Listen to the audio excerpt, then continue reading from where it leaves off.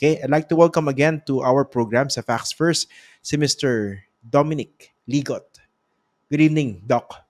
Doc, yung nickname niya, makakakala niyo medical doctor siya. Okay, Hi, Doc, good good evening. evening, and hello to everyone, viewers and listeners. Nice to be back. Okay, ChatGPT. Ano ba to, Doc? Ano ba dapat nating malaman dito sa ChatGPT? Well, it's one of the latest trends in artificial intelligence, no? And yung actually GPT, medyo technical yung meaning niya, no? It stands for Generative Pre-trained Transformer. So very masakit sa tenga, no? But ang Mm. basis nito is, maybe to put it simply, they trained a model on gigabytes of text, no? So it Mm. can learn mga patterns from text. And then, of course, hindi naman to bago. Matagal na ginagawa yan. Pero I think the difference with this particular model, number one, it's very, very deep. Parang I heard it was about 175 billion patterns, no? 175 billion, pieces of information. And Mm. more importantly, trained din siya with the help of humans, no? So, di katulad dati yung mga traditional mga text model, purely technology lang. Kaya minsan wangi-wangi yung mga result ng mga chatbots. Ito, ginamit din nila yung human input. So, it was part of the training process. Kaya grabe, when it was launched just a few months ago, super bilis ng adoption niya. Kasi literally para kang kumakausap ng isang basically intelligent agent, no, an intelligent chatbot. You can ask it anything. You can ask it ask it to interpret code. You can ask it to create a song. You can ask it about research. Mm. Actually yun nga yung I think yun yung lead in mo kanina as a teacher. Maraming nag-aalala about this technology kasi literally you can ask it to write anything, no, like As kunyari in give anything. me anything. Give me an 800 word essay on charter change or something like that. Magsusulat siya. No? And I think yung unang labas ng ChatGPT dun sa mga I was one of the first adopters within the first 2 days. I was playing with it already. Yung unang labas niya, super walang mga limits. You can ask it anything. Tapos later, syempre, as more and more people were playing with it, naglagay na sila ng mga restrictions. Kunyari, bawal na yung mga questions about politics, bawal na yung mga questions about, particular prominent figures. Kasi nga, pwede na siyang magamit to write articles about anyone, any politician, or comment about sensitive topics like religion, like gender, yung mga ganyan. So medyo naglalagay Mm. na sila ng mga sort of safeguards, no. Pero within the kind of the allowed space, ang dami pa rin niyang pwedeng gawin. Like ako, I Okay. work in technology. Mm. Super hanep yung, kunyari, you give it a piece of code, yung mga nagpo-program dyan. Pwede niyan i-check kung saan mali yung code mo. Or pwede siya Ah, magsulat ng bagong code of its own. talaga? Talaga, it's so Makikita unbelievable. niya yung gaps. Nakikita niya. And Wait. actually, I learned a lot from it. I was O asking sige. questions about code. No? Galing. Basic muna. Ang tawag dito chatbot, no? Alam mo ibig sabihin ng chatbot? Well, it's an evolution of a basic chatbot. Kasi mga chatbots traditionally, it's based on parang a predetermined sequence of conversation. Kunyari, I want to Parang order ito a yung sa mga pizza. card, di ba? Yung mga ganun. May Oo, sumasagot. parang gano'n. So gumagawa na sila na parang pag tumawag ka sa customer service hotline, 'di ba? That's a very, very, very crude version of a chatbot. Press 1 if you want credit cards. Press 2 if you want savings accounts. So ang Mm. chatbot is a more conversational version of that. What would you like to do? Tapos may mga options. Etong GPT, parang in a conversation format. Pero yung pinaka-source data niya, yung trained na model on 175 billion pieces of text. And I think yung groundbreaking sa kanya is parang tao na yung nagsusulat ng answer. Hindi mo na medyo Okay. ma-detect na robot siya or artificial. Okay. Ang basic na isa pang natanong, no? How do you access this? May website, no? Yeah, the creator of it is called openai.com. You can sign up. Although ngayon yata may pila na. Dati anyone can come in. And it's Sinubukan ko free. kanina, may pila eh. Mahaba yung pila. Tapos even yung mga naka-sign up na, ang tagal bago mag-load. Kasi, tell you what naalala mo yung merong umiikot na graphic dati of how long certain technologies took before they had 1 million users. Parang yung Mm. radio took, I don't know, 20 years, TV took 10 years, ganyan. Facebook took 5 years. Itong GPT reached 1 million users in 5 days. Ganun Five siya kabilis days? in 5 days. Or Okay. thereabouts, no? It's the fastest adoption of any technology so far. Kasi nga matagal nang napag-uusapan yung AI eh. Kunyari naalala mo yung pinag-usapan natin yung mga deep fakes, 'di ba? Yung Mm. use of AI sa images, sa video. People didn't realize na yung text pala yung isa sa pinaka-importanting pwedeng gamitin ng tao. Kasi kunyari, isa nga yung potential technology na nasa-threaten na ng ChatGPT, yung search engine.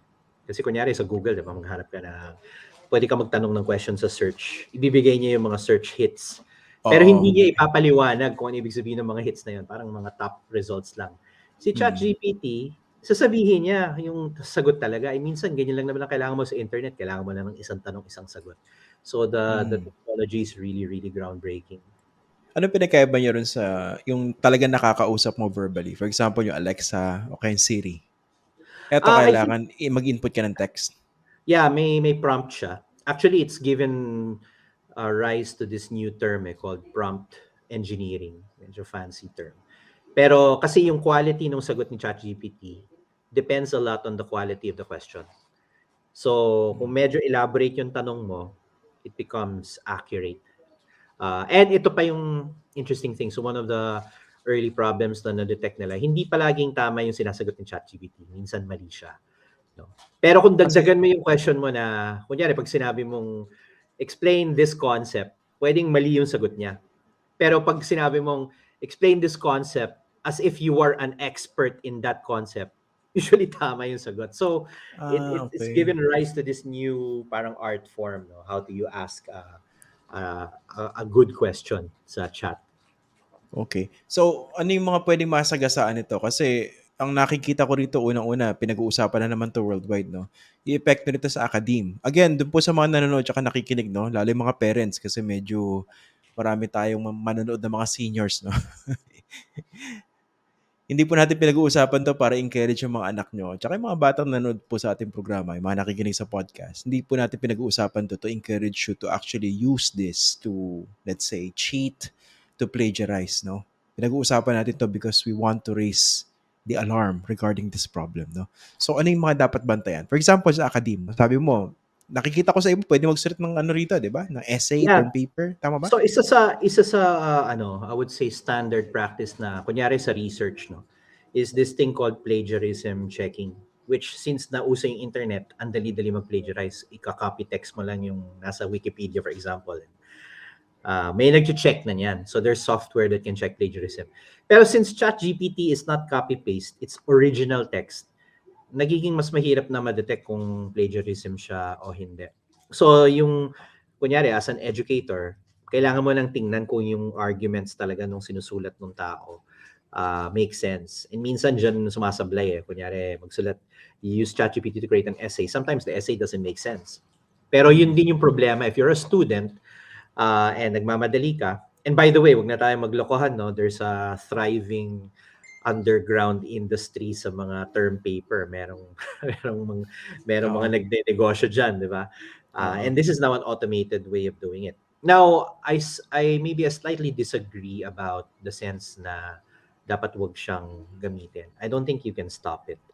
My Mm. challenge to the education industry, and I also teach kasi, is rather than trying to force people or prevent people from using it, how would you adjust your curricula to incorporate yung mga ganyan technology? Kasi yung Mm. traditional way of teaching, matagal na nating alam na that's already parang on the downtrend. No? Kasi traditional education puts too much emphasis on cosmetics like grades and doesn't really measure kung naintindihan ba talaga ng estudyante yung inaaral nila o hindi. Oo, Lalo na dapat pag nahaluan binabasa. nitong chat, yeah, exactly. Lalo na pag nahaluan nitong chat GPT, they can instantly comply with any assignment. It doesn't really, it doesn't really prove kung na talagang alam mo ba yung sinulat mong paper or not. No? So education is Pero one, may research paraan is ba, Leds, sorry, may paraan ba for, let's say, educators to minimize the possibility of certain students using ChatGPT? Example, sa paraan ba ng pagtatanong, let's say, magpapasulat tayo ng isang article sa kanila. Hindi ba dapat sobrang, di ba pag ginawa mo sobrang general, baka naman napakadali nun for them to make use of ChatGPT. Well, ang the most foolproof, quote unquote, is orals. Balik tayo sa orals, no? Face to face, impromptu, or gusto mo may konting preparation. But that feels like a step back for me. Of course, you can do that. Like I have a colleague, for example, si Sherwin Pelayo sa AAP. And ang inisip niya more along the lines of isadya mo na paggamit sa student and then let them comment on dun sa sagot ni ChatGPT. Kunyari, Mm. ask ChatGPT a question about whatever, no, a topic, and then explain why that answer is correct or not correct, or expound on Mm. that answer. Rather, Okay di yan. ba, parang ganun yung rather than fight the inevitable. Parang ano lang yan, alala ko, like, sa accounting, no? Malaking big deal dati yung using calculators in Mm. accounting. But Mm. rather than stop it, focus instead on the essence of what you're studying, no? Like, do the accounting entries make sense rather than preventing people from automating yung pag-add. Parang ganun yung naiisip kong dapat direction dyan. Pero in the first place, bakit ba inimbento tong ChatGPT na 'to? Ano yung Well, pinaka-purpose? obviously it's part of this growing industry na ng artificial intelligence. And sa AI kasi I would say dalawang branches ang talagang mainit right now. One is computer vision, which is all about video and photos. Yung pinag-usapan natin dati about deepfakes, that's on the computer vision side.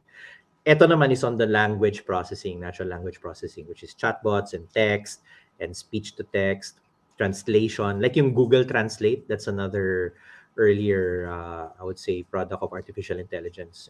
Na Mm. automatic translate na niya yung mga bagay-bagay. So this is an evolution of that where you can now, in a way, converse with an agent, and it constantly learns then from yung mga tanong mo. Nagkakaroon na ng profile. Meron akong Ah, kamag-anak. Hi, oo. hi Ma'am Wilma. Nice to see you. So anyway, so yun yung yung point na it's an Pero evolution. It won't, you can't stop it. Ang tanong na is how this society adjusts to this new technology, and mm. how can you use it for good, wag for bad. Maraming pwedeng paggamitan niya na masama Oo nga, eh. Kaya gusto ko na kaya kita naisipang i-invite, eh. Kasi nga maraming puwedeng mapagamitan nito, 'di ba? Lalo ngayon ang tindi ng problema ng plagiarism. Kasi nung una, kasi sa background ko journalism, so nung nag-aaral kami talagang ang tindi ng mga paalala against plagiarism, 'di ba? Yeah. Eh, lately, over the past several years, nakikita ko parang marami pa rin palang hindi nakakaintindi. Miski dun sa field na yun, no, kung ano yung konsepto ng plagiarism. Ito example, no, ito alam ko, problema to ng ibang mga reporters na 'di ba ngayon kasi online, 'di ba? Breaking news. Yung mga Mm. reporters ang ginagawa, iniintay nila mag-break kung mabilis mag-break. Hindi sila And then nag-cover, kokopyahin nila. copy na lang, oo. That's plagiarism. Oh. Ako dati nung nagbe-breaking story pa ako sa field, no, nakita ko parang parehong-pareho tong lead na to, no. Yung sa mga nanonood po, yung lead yun po yung first paragraph ng isang news article. Kasi may mga word na alam mo pag ikaw yung gumamit, 'di ba? Hindi naman dahil meron kang torrents title dun sa word, pero alam mo na ginamit mo to Yun in yung a writing certain way. style mo, yung expression mo, 'di ba? Oo. Parang ganun. Nakita ko siya. Well, Taga-online, actually, nahuli ko eh. so So on the yung pag news ganyan, di side, ba? that's one part, no? Pero can you imagine copywriting?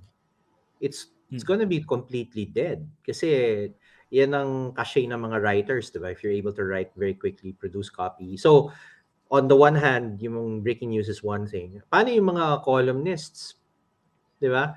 You don't need columnists anymore. You can just use ChatGPT to generate column. Yung isang colleague ko si Mon Ibrahim, no, he's a columnist for Manila Bulletin. Napag-usapan namin nung Pasko yan eh. Paano na to, Doc? ChatGPT ganyan. Sabi ko, alam mo, Mon, unahan mo na. Why don't you write the first article na may ChatGPT? And that's what he Mm. did. No, you can dig it up sa Manila Bulletin. Sabi niya, this is what I think. And then I asked ChatGPT this. And then yung bottom half nung column niya, completely AI-driven na yung Accurate nakita. naman. Well, mukha naman maganda yung lumabas, no? Pero that's the downside eh. On the one hand, it's mabilis ka makaproduce ng copy. But then on the other hand, it can it can make lazy, ano rin. Tsaka ito pa Tsaka pala isang important part, no? Yung model na trinain for at least this version of ChatGPT, ano yan, static. Walang bagong information yan. So according to the creators, hindi yan updated sa current events. So anything after 2021, hindi niya alam yung nangyari. So that's talaga? also, yeah, a challenge for if you're relying on ChatGPT for an opinion on a certain topic that's still changing, baka outdated na yung concept by the time na nagsulat siya. But I heard the next version will incorporate live updates. Yun yung interesting at nakakatakot kasi evolving yung data niya. Pero yun nga kasi ang basic dito, yung issue ng originality, 'di ba? Yung copyright infringement, lahat 'yan, 'di ba? Pero sa akin ultimately, it also has to involve yung self-respect mo, 'di ba? Kung matino ka naman Yeah. tao, ba't ka naman magre-rely sa gano'n, 'di ba? You can make use of this technology for certain research purposes, 'di ba? Pero kung siya yung gagawa ng trabaho for you, parang yun, 'di ba, yung ginagawa ng iba, automatically pwede ka mag-generate ng news article using AI technology. Iba naman yung mismong boses, 'di ba? Kunwari ito, mag-ano ka, mag-deliver ka ng news, magbasa ka. Pwede mong gamitin artificial voice, 'di ba? Somebody used ChatGPT to write a skit, basically a script for a scene. And Mm. then they made it into a movie, a short film. Legit. Um, actually, let's go to the far end of possible bad uses. We talk a lot about this information, diba? So, Mm. can you use ChatGPT to write fake news? Certainly. Pwede ba? Gawa ka ng outline, bigay mo kay ChatGPT, write an 800 word article on this outline. Lalabas na siya. Talaga? Kunwari Oo. ano, So, sabi mo, Dominic Ligot was the president of the Philippines. ano nga, kaya nga yung mga restrictions biglang lumabas eh. Kasi I can say, give me a 500 word hit piece against Ian Esguerra. So, Against? oo. So the early versions of it, lalabas siya. Of course, it could be completely inaccurate. Pero hindi naman yun yung importante eh. Kung nag-spread ka ng propaganda, it doesn't have to be true. You know? Or it can only be partly true. So, yun yung mga guardrails na instantly sinet up ng mga creators para hindi siya magamit doon. Pero minsan nakakalusot eh. Depende sa pag-phrase mo ng tanong eh. And that's why it's good, I guess, na people are using it. Pero I can bet the reason why ang daming gumagamit, people are trying to find parang creative ways no to find ways around those guardrails. Tsaka Oo. at I think atat na yung mga tao to monetize it. That's also another, it's both good and bad. No? I think Paano ba yung people monetize to? When well, you yun say nga eh. tao, yung ano, yung the people behind ChatGPT? Ay, hindi, O mga kahit sino? users na. Sila, they just Users? created the framework. So it's up to you as a user, how do you want to use it? For example, another colleague I met, they're building a business. They used to be in medical transcription, Hmm. which is a whole lot of text. So ang dami nilang source data. What they're planning to do is to use ChatGPT to improve yung mga customer service processes nila. So Hmm. basically incorporating na yung knowledge na yon plus yung chatbot into their process and lessen yung manual workaround. Like one challenge in transcription, for example, is mali-mali yung grammar, mali-mali Yes. yung Mali yung dinig or mali mali yung yung ano, dinig. no? So you can get an imperfect transcript and let ChatGPT correct it. And the uptick in quality is massive. Rather than having a human check the grammar, if all of the salient facts naman nandun na, it's more of how it's written. Tapos minsan sa the people in medical field know this very well. Eh. May protocol yung pagsulat ng mga transcripts eh. You have to follow certain conventions and phrasing, parang journalists, no. Hmm. Uh, ChatGPT will know that, no, by default. Hmm. So sabi mo, ito yung mga facts about the case, can you write it in this format following these guidelines? Pak, lalabas siya. Eh So di imagine ano, mo, that's a massive business, you eh di automate. useful din to sa mga ano, kunwari law students, 'di ba? Yung gumagawa sila ng parang ano, yung Mm. case summary, 'di ba? Pa Mga case nagre-review. summaries, Oo, pwede. mga recitals, yeah, exactly, so these are benign, I would say productive uses of it. Pero Hmm. can you imagine the number of people who kind of do it for a living? Wala ng trabaho yan. Or they have to Oo nga. reinvent themselves, diba? Dun ba talaga papunta yan? Tsaka ito, nabanggit mo yung transcription, no? Ano yan eh, marami mga journalist yung inis dyan eh, yung ano, magko-cover ka naman napakahabang hearing, di ba? Iba Yeah. tamad mag-transcribe, no? Ang nakita kong challenge dyan, yung iba, di ba yung idiom? Idiom is an Mm, expression na mm. unique to a language, di ba? To a culture. To a So language, minsan, to a situation, di ba? Mga oo, 'di ba idiomatic minsan may mga expressions. idiomatic expressions sa American na parang 'pag Pinoy ka, ano ba ibig sabihin nun? In my neck of the woods, no? Yung gano'n, 'di Oo. ba? Minsan 'pag may gumamit na ng gano'n na in-interview, hindi mo gets, dapat anuhin mo, 'di ba? May nagsulat, I forgot the exact term. I was just listening to this podcast. Pero sabi niya, they write about this topic in the voice of Donald Trump. As Oh, if it was Donald Trump talking. And yun sinulat ni ChatGPT. So, talaga? yung nuances, yung sinasabi mo earlier about expression, nakaka-capture nung ano yun eh. Capture ng model. And this is a very limited model pa at this point. It's limited, pero I think it's advanced enough to do a lot of things. Yung next version nito is like 1,000 times more complex with more data. And open source din yung technology that other people are making. Like, I'm not sure kung final na to or not, but I heard Microsoft was investing in OpenAI.com. No? And Lalabanan? Ay, bibili no, niya. they're gonna own it. They're gonna own part of it. So, mai-incorporate na si ChatGPT sa emails, sa calendar. I guess they can think of so many things that you can do with it. Naalala mo yung MS Word noong unang panahon, merong merong paperclip na ang kulit-kulit. Tinatanong niya, "Are you writing a letter? These are the formats." And I think everyone hated it kasi it was more annoying than and distracting than it was helpful. Can you Mm, imagine a ChatGPT powered version of that? Na hindi lang autocorrect, as in literally can help you optimize your manuscripts. It's a totally different ball game na talaga itong technology na to. mm. Okay. Promising, at the same time alarming, no? Maraming salamat, Doc Dominic Ligot, for explaining this very complicated topic again for all of us. I'm sure maraming natutunan yung mga tao. Nosebleed tong topic natin eh, pero Medyo. But it's still sa prog emerging. Pero I'm sa happy na imagine yun, we lived to see the day na itong sci-fi stuff. This was sci-fi a couple of years ago. Ngayon oo nga. nakikita na natin in the Kulang na flesh. lang So yung who si knows Arnold where it will go? Schwarzenegger, no? Yeah. Maybe pwede mo Okay. tanungin yun eh. Write this article in the voice of the Terminator and may lalabas. Nakakatawa eh, pero mamaya may Skynet na, no? Kaya may nag-comment dito, no? Nako, Oo nga, Skynet. nakita ko nga yung Skynet eh. Okay, sige, Mr. Dominic Ligo, at maraming salamat for explaining this. As always, hindi ito yung huling pag-uusap natin sa Facts First. Maraming salamat sa iyo. Thank you. Okay. Kung nagustuhan niyo po itong video na to at naniniwala po kayo sa klase ng journalism na ginagawa po natin, pakishare na lang po itong video at please subscribe to my YouTube channel. You can also follow me in my different social media accounts. Pwede rin po kayo magpadala ng super thanks, super chat at saka po super stickers.